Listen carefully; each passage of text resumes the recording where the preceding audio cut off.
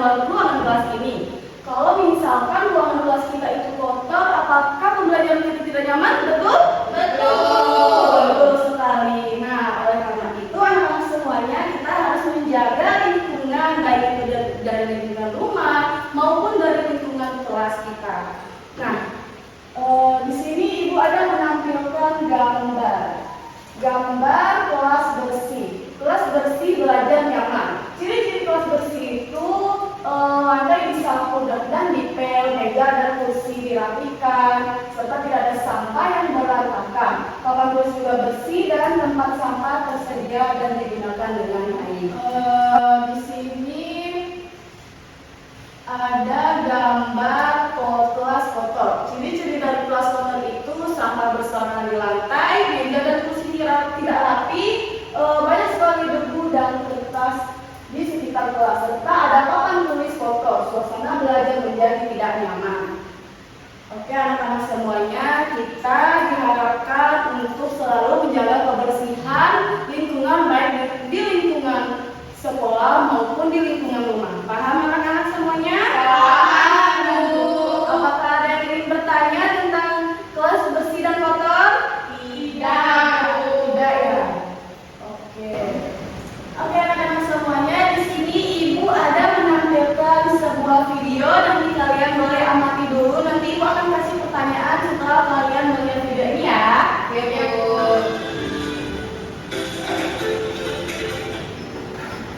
Halo anak-anak, hari ini kita akan bahas mengenai ciri-ciri kelas bersih dan kotor. Simak video berikut baik-baik ya. Coba sekarang kita perhatikan dua gambar berikut, yaitu gambar A dan gambar B. Coba kalian amati baik-baik ya. Bagaimana hasil pengamatan kalian? Nah, jadi di antara dua gambar ini, manakah yang merupakan ciri-ciri atau manakah yang merupakan gambar yang menunjukkan kelas yang bersih? Ya, betul. Kelas A menunjukkan gambar kelas yang bersih. Ciri-ciri kelas bersih dan sehat di antara lain yaitu: 1. Barang ditaruh pada tempatnya. 2. Tidak ada sampah berserakan. 3. Tidak ada lalat berterbangan. Yang keempat, tidak tercium bau tidak enak. Yang terakhir, bebas dari debu dan kotoran. Coba kalian cari tahu lagi, apalagi ya ciri-ciri dari kelas yang bersih dan sehat. Untuk menjaga kelas selalu bersih dan sehat, tentunya harus melakukan upaya-upaya tertentu. Nah, berikut akan dibacakan cara membersihkan kelas. Yang pertama, membuat jadwal tiket untuk membersihkan kelas. Yang kedua, meja dan kursi dirapikan. 3. Rutin menyapu lantai dengan sapu. 4. Rutin memutar lantai dengan pelet. 5. Gunakan lap untuk membersihkan kotoran pada jendela. Oke, dari hasil video telah kita tonton tadi, apa yang sudah kalian lihat dari video tersebut? Cara membersihkan kelas, Bu. Terus apa lagi? Terus di situ tadi yang pertama ada gambar kotor, kelas yang kotor dan kelas yang bersih. Jadi kita tahu cara membersihkan kelas kotor seperti apa. Terus, oke, bagus. Nah, di sini Ibu akan menampilkan sebuah meja. Bisa melihatnya? Bisa, Bu. Di sini ada lingkungan bersih dan lingkungan kotor. Di sini lingkungan bersih yaitu seperti rumah yang bersih, halaman yang bersih dan lain-lain. Sedangkan yang kotor itu ada tong sampah yang penuh serta halaman rumah yang kotor.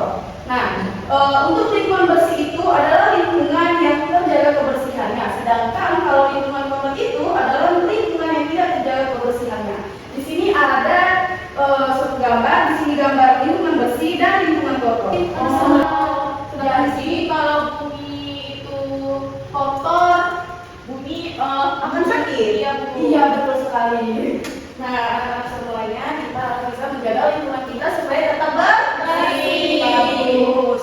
Nah, tadi kan kita sudah belajar tentang lingkungan bersih dan lingkungan kotor. Di sini Ibu akan menjelaskan sedikit dari mengenal jenis-jenis sampah. Nanti Ibu akan membagi membagikan kalian soal untuk kelompok. Di sini kalian boleh bentar ya. Nah, di sini ada sampah organik. Yaitu sampah organik itu ada warna hijau. Contohnya warna hijau, sampah organik itu adalah sampah yang berasal dari sisa-sisa makhluk hidup yang mudah membusuk dan terurai. Contohnya itu seperti sisa makanan, daun kering, dan kulit buah.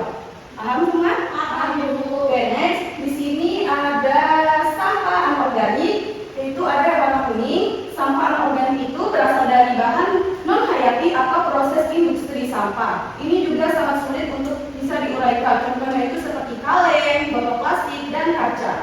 Nah, terus yang ketiga itu ada sampah B3 atau bahan berbahaya dan beracun. Itu warna merah. Dan sampah B3 itu adalah sampah yang mengandung zat kimia berbahaya yang dapat mencemari lingkungan. Contohnya itu seperti lampu, baterai, dan obat-obatan. Kalian boleh masukkan sampah sesuai dengan tempatnya seperti sampah organik, sampah B3, dan sampah anorganik.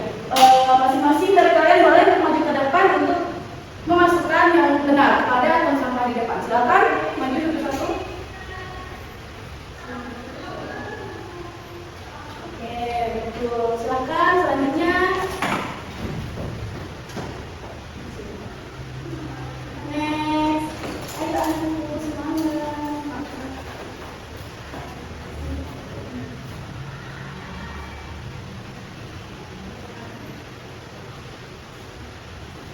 Oke, yang terakhir boleh maju.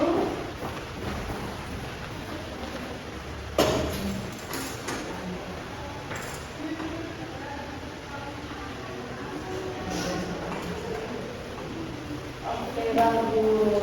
Dari yang kalian lakukan tadi semuanya sudah benar, jadi kalian sudah paham ya. Setelah Ibu menjelaskan ini, Ibu mau membagikan kalian kelompok terdiri dari 4-5 orang karena di sini tidak banyak orangnya, jadi Ibu akan membagikan beberapa kelompok saja. Nanti kalian akan mengisi bersama dengan kelompoknya masing-masing, dikerjakan dengan baik dan benar, dan dituliskan dengan bahasa yang sederhana. Oke, Ibu akan bagikan. Nanti pengerjaannya itu 1 menit. Jadi kalau ada yang tidak paham boleh bertanya sama Ibu ya, nanti Ibu akan membantu. Ibu, teksnya mana? Oh itu, oke. Selamat mengerjakan anak-anak semua. Nanti setelah mengerjakan ini kalian untuk maju ke depan untuk presentasi perwakilan dari satu kelompok saja ya. Baik, Bu. Kalau ada yang tidak paham boleh ditanyakan kepada Ibu ya. Rahma, Ibu, udah selesai. Udah Bu. Oke, udah selesai semua? Oke, baiklah, satu perwakilan kelompok saja boleh maju ke depan, silakan. Boleh bacakan hasil dari jawaban tadi. Ide pokok itu kelas yang bersih dan rapi itu ada paragraf 1, kelas yang bersih dan rapi membuat belajar menjadi nyaman. Paragraf 2, menjaga kebersihan kelas. Paragraf 3, sampah harus dibuang pada tempatnya. Paragraf 4, menjaga kebersihan harus menjadi kebiasaan. Pada kata-kata baru yang bagian B itu kata baru rapi artinya tersusun dengan baik dan teratur. Yang kedua ada nyaman, merasa enak dan tentram. Yang ketiga kata baru itu organik. Arti kata sampah yang berasal dari makhluk hidup dan mudah membusuk. Yang keempat ada organik, sampah berasal dari bahan buatan yang sulit terurai. Yang kelima ada lingkungan, arti katanya tempat di sekitar kita. Nah pada bagian C jenis sampah itu sampah organik itu ada kulit pisang, daun, sisa apel, dan cangkang telur. Yang sampah anorganik itu ada botol plastik, kantong plastik, bungkus makanan, kaleng minuman. Bagian D, cara menjaga kebersihan itu membuang sampah pada tempatnya. Oke, terima kasih. Tepuk tangan buat Nah, anak-anak semua, tadi kan kita sudah mengerjakan soal. Apakah kalian sudah paham dari hasil yang sudah kita pelajari hari ini? Sudah, Bu. Baik, apakah ada yang bisa menyimpulkan dari pelajaran kita pada hari ini? Tidak ada? Oke, tidak ada. Jadi anak-anak semuanya, kelas yang bersih itu dapat membuat suasana belajar menjadi nyaman, semua siswa juga bisa bekerja sama menjaga kebersihan kelas, dan juga sampah itu dibedakan menjadi